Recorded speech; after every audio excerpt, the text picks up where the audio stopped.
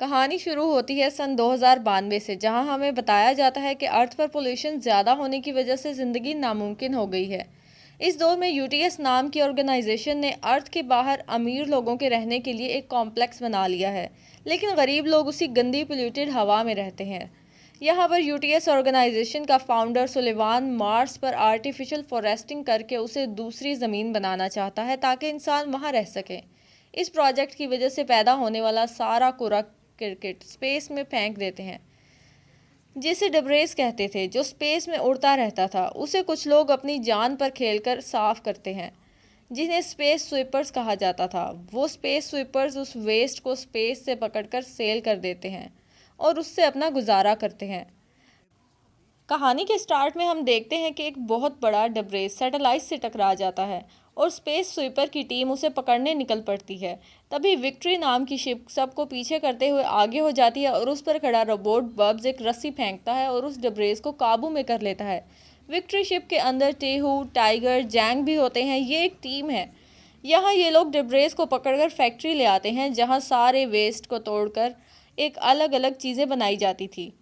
टीहू की बेटी उससे बिछड़ गई थी और वो उसे ढूंढने की हर मुमकिन कोशिश कर रहा होता है। वो एक सरकारी अफसर को अपने बचे हुए चावल के दाने देता है और वो अफसर उसे लाश देखने देता है। हर बार की तरह वो लाश भी उसकी बेटी की नहीं होती। टीहू ने अपने सारे पैसे अपनी बेटी को ढूंढने में लगा दिए हैं। यहाँ पर टीम अपनी जमा की हुई मशीन्स बेचती है, लेकिन उससे बहुत कम पैसे मिलते हैं। टीहू को गुस्सा आ जाता है, लेकिन क्लर्क उसे चाकू दिखाकर वापस भेज देता है। तभी टीवी पर एक न्यूज़ आती है जिसमें बताते हैं कि डोरथी नाम का एक रोबोट चोरी हो गया है। वो बज़ाहिर एक मासूम बच्ची दिखती है, लेकिन उसके अंदर बहुत ख़तरनाक मशीन्स हैं। उसे ब्लैक फॉक्स नाम के किसी ग्रुप ने अगवा किया है। जिसे भी मिले पुलिस से रब्ता करे। लेकिन टीहू ने ज़्यादा ध्यान नहीं दिया, वो और वहाँ से चला गया। दूसरी तरफ विक्ट्री शिप की टीम बहुत नुकसान में जा रही है। उनके ऊपर बहुत ज़्यादा कर्ज है, जिस वजह से वो लोग आपस में ही झगड़ने लगते हैं। लेकिन सिर्फ बब्स होती है जो अपने पैसे बचा कर रखती है। वो उन पैसों से अपने ऊपर स्किन लगवाना चाहती है ताकि वो भी इंसानों की तरह दिखे। उसके बाद क्रू आज के डब्रेज को दिखाने लगते हैं। वो एक टूटी हुई शिप होती है। उस शिप के अंदर बहुत सारे नैनो बोट्स होते हैं। तभी शिप की लाइट्स ऑन हो जाती हैं तो वो शिप का कार्गो एरिया खोलते हैं और वहाँ वो डोरथी को देखते हैं। उसे देखकर वो लोग हैरान होते हैं। उसे वो अपने शिप में ले आते हैं। जल्द ही टीवी पर फिर से डोरथी के गुम होने की न्यूज़ आने लगती है और सारा क्रू डर जाता है, क्योंकि वो जान गए थे कि डोरथी एक हथियार है। जैसे ही डोरथी अपना मुंह खोलती है, वो सब डर कर भाग जाते हैं, लेकिन डोरथी को सिर्फ एक छींक आ रही थी। टीहू ने बाहर एक आकर डोरथी को बांधने की कोशिश की, लेकिन जैसे ही डोरथी उसकी तरफ मुड़ी, वो डर के किसी मेटल के पीछे छुप गया। यहाँ टीहू की नज़र डोरथी के बैग पर पड़ती है। वो उस बैग को लेकर वहाँ से चला जाता है। उसे बैग से फ़ोन मिलता है जिसमें डॉक्टर कैंग की बहुत सारी मिस कॉल्स होती हैं और उसे डॉक्टर कैंग के नाम से यूटीएस के कुछ डॉक्यूमेंट्स भी मिलते हैं। यहाँ सारा क्रू डोरथी को अकेला छोड़कर वहाँ से बाहर भाग जाते हैं। यहाँ हम देखते हैं कि डोरथी के पास ऐसी ताकत है जिससे वो मरे हुए पौधों को जिंदा कर सकती है। और दूसरी तरफ पूरा क्रू एक क्लब में बैठकर डिसाइड कर रहे होते हैं कि अब आगे क्या करना है। टाइगर पुलिस को इन्फॉर्म करने की कोशिश करता है, लेकिन कोई जवाब नहीं मिलता। यहाँ टीहू कहता है कि अगर वो लोग डोरथी को वापस ब्लैक फॉक्स को दे दें तो उन्हें ज़्यादा पैसे मिलेंगे। यहाँ टीहू एक मशीन से अपनी आवाज़ चेंज करता है और डॉक्टर कैंग से बात करता है और डोरथी को वापस करने के लिए $2 मिलियन मांगता है। वो लोग मान जाते हैं और आज ही मिलने का फ़ैसला करते हैं। वो सब बहुत खुश होते हैं और मिलने की तैयारी करने लगते हैं। तभी उनके शिप का अलार्म बजता है, यानी पुलिस उधर आ जाती है और वो सब डोरथी को छुपा देते हैं और अपने काम में मसरूफ़ हो जाते हैं और नॉर्मल बिहेव करते हैं। पुलिस वाला कहता है कि उसे इस शिप से कॉल आई थी, तो टाइगर चुपके से उस डोर की तरफ इशारा करता है। पुलिस वाला उधर जाता है, लेकिन डोरथी उससे छुप जाती है। तभी टीहू बब्स के जमा किए हुए पैसे पुलिस वाले को दे देता है और वहाँ से जाने के लिए बोलता है, लेकिन वो नहीं मानता और पैसे अब भी पुलिस वाले के हाथ में ही होते हैं और बब्स उनकी वीडियो बना लेती है। अब जैंग उसे धमकी देता है और इस तरह पुलिस वाले को वहाँ से जाना पड़ता है। अब टीहू और टाइगर डॉक्टर कैंग से मिलने जाते हैं और उन्होंने डोरथी को एक बैग में छुपाया होता है। जैसे ही टीहू क्लब के अंदर जाता है कि कुछ लोग उस पर निशाना लगाते हुए कहते हैं। यहाँ डॉक्टर कैंग टीहू को पैसे देता है, लेकिन वो देखते हैं कि डोरथी बैग से भाग गई है। वो डांस फ्लोर पर आ जाती है और डांस करने लगती है। वहाँ सब लोगों को डोरथी के गुम होने का मैसेज मिल जाता है। सब लोग उससे दूर हो जाते हैं। तभी गार्ड्स फायरिंग शुरू कर देते हैं। यहाँ टीहू अपनी जान पर खेलकर डोरथी को बचाता है। वहाँ अफरा तफरी मच जाती है।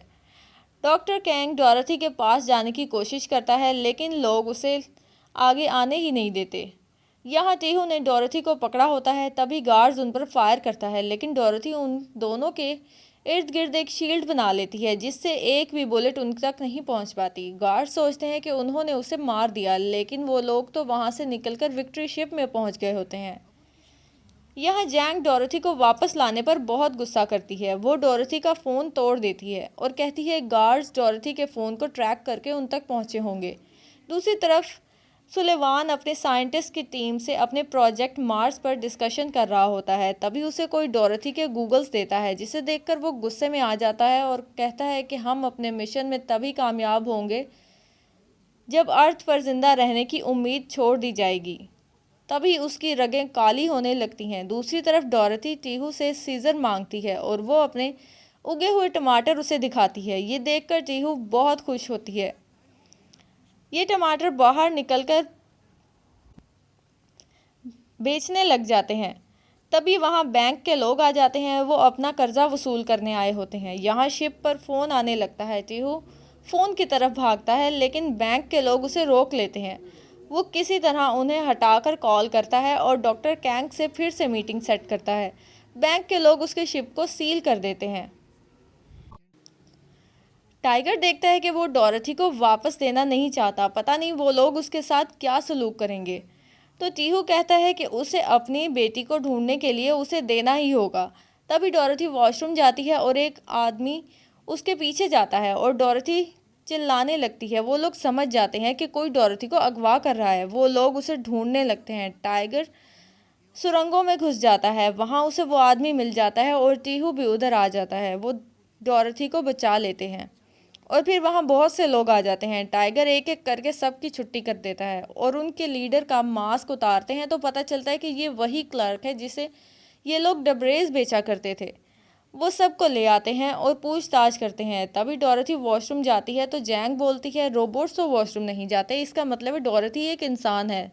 तभी बब्स एक लाइट से उन सब लोगों के टैटू दिखाती है जो कि ब्लैक फॉक्स के सिंबल हैं। तो वो लोग बताते हैं कि हम तो टेररिस्ट नहीं हैं। असल में डोरथी एक ऐसी बीमारी में पैदा हुई थी जिसका कोई इलाज नहीं था। उसके बाद डॉक्टर कैंग ने उसकी ज़िंदगी बचाने के लिए उसके अंदर नैनो बोर्ड्स इंजेक्ट कर दिए। उसने डोरथी की ज़िंदगी बचाने के साथ साथ उसे दरख्त उगाने की ताकत भी दे दी, जिससे डोरथी अर्थ को बचा सकती है।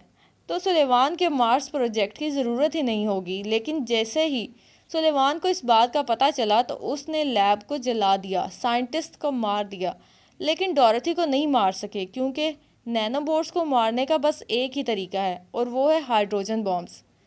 इसलिए गार्ड्स डोरथी को फैक्ट्री में डालकर अर्थ के पास भेजकर हाइड्रोजन धमाका करेंगे और डोरथी और ज़मीन दोनों ख़त्म हो जाएंगे। तभी वो बाहर से बुलेट्स की आवाज़ सुनते हैं। गार्ड्स वहाँ भी पहुँच गए होते हैं। ब्लैक फॉक्स के लोग पीछे के रास्ते से निकल गए। जैंग और टाइगर आम लोगों की तरह सामने से निकल गए और टीहू और डोरथी को लेकर वेंट्स के रास्ते निकल रहा था। लेकिन तभी डोरथी को छींक आ गई और गार्ड्स की नज़र उन पर पड़ गई और गार्ड्स ने फायरिंग शुरू कर दी। वो लोग तेज़ी से आगे बढ़े। दूसरी तरफ जैंग ने विक्ट्री शिप को एक्टिवेट कर दिया। टीहू बचते बचाते किसी तरह शिप पर चढ़ गया।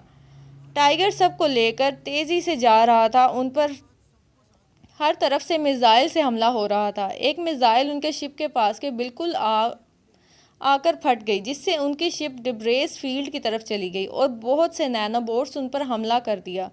यहाँ डोरथी ने अपनी पावर से सारे नैनोबोट्स को दूर फेंक दिया, लेकिन इतनी जान लगाने के बाद डोरथी बेहोश हो गई। टाइगर ने देखा कि उसका दिल बंद हो गया है। उसने डोरथी को सीपीआर दी। तभी डोरथी ने गैस छोड़ी और उठकर बैठ गई, जैसे कुछ हुआ ही नहीं।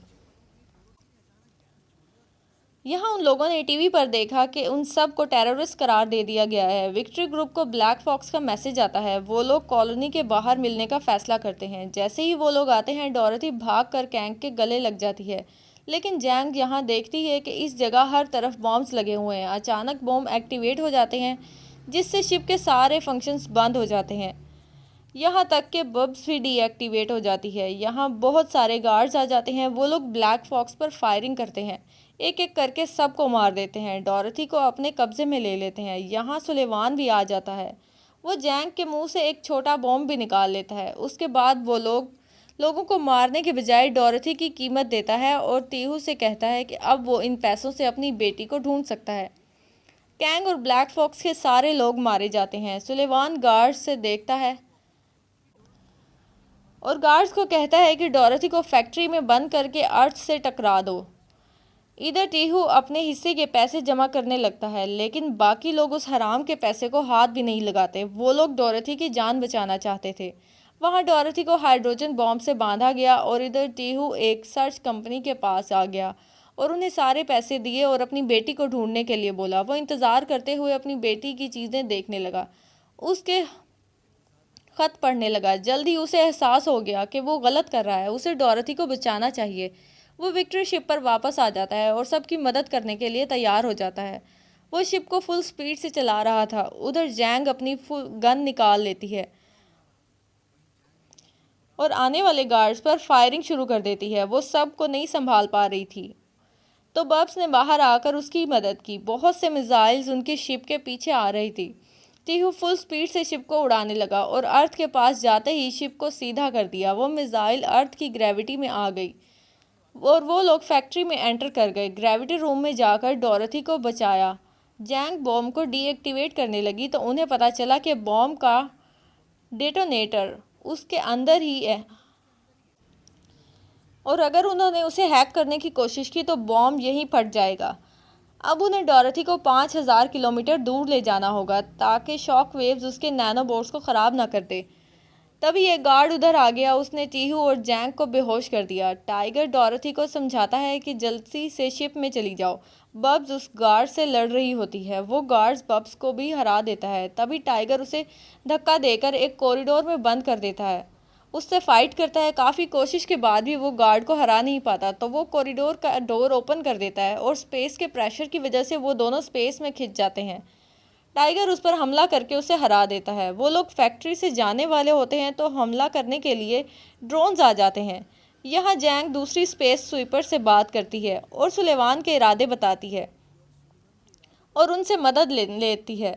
जैसे ही वो लोग फैक्ट्री से बाहर आते हैं, सारे स्वीपर्स वहाँ होते हैं उनकी मदद के लिए। वो लोग मिलकर ड्रोन्स से पीछा छुड़ा लेते हैं। इसी दौरान पूरी इंसानियत को सुलेमान के गलत इरादों का पता चल जाता है। गुस्से से भरा सुलेमान अपनी शिप में विक्ट्री शिप के पीछे आ जाता है और उन पर फायरिंग शुरू कर देता है। जैंग फायरिंग कर रही होती है और टीहू शिप को उड़ा रहा होता है। उन्हें किसी तरह डोरथी को बॉम्ब से दूर ले जाना है। अचानक कुछ बड़ी चीज़ें जैंग पर गिरती हैं और वो उनके नीचे दब जाती है। यहाँ सुलेमान मैकेनिकल आर्म्स की मदद से विक्ट्री शिप पर हमला कर देता है। जब विक्ट्री शिप टूटता है तो जैंग स्पेस फ्लोट होने लगती है, पर सुलेमान शिप पर हमला कर रहा होता है। जैंग किसी तरह शिप को पकड़ती है और बूस्टर सिस्टम एक्टिवेट कर देती है। शिप तेज़ी से दूर जाता है, लेकिन फिर बूस्टर सिस्टम भी बंद हो जाता है और सुलेमान उधर आ जाता है और शिप को 2 हिस्सों में तोड़ देता है। लेकिन वो देखता है कि अंदर डोरथी नहीं है, बॉम्ब है। वो लोग फैक्ट्री से आते हुए बॉम्ब को अपने साथ ले आए थे और डोरथी को दूसरे स्वीपर को दे दिया था ताकि वो लोग उसे दूर ले जाएं। इस तरह वो लोग डोरथी को बचाते हैं। अब बॉम्ब फट जाता है और सब लोग ये मंज़र देख रहे होते हैं। ये पूरी विक्ट्री टीम बॉम्ब की लपेट में आ जाती है।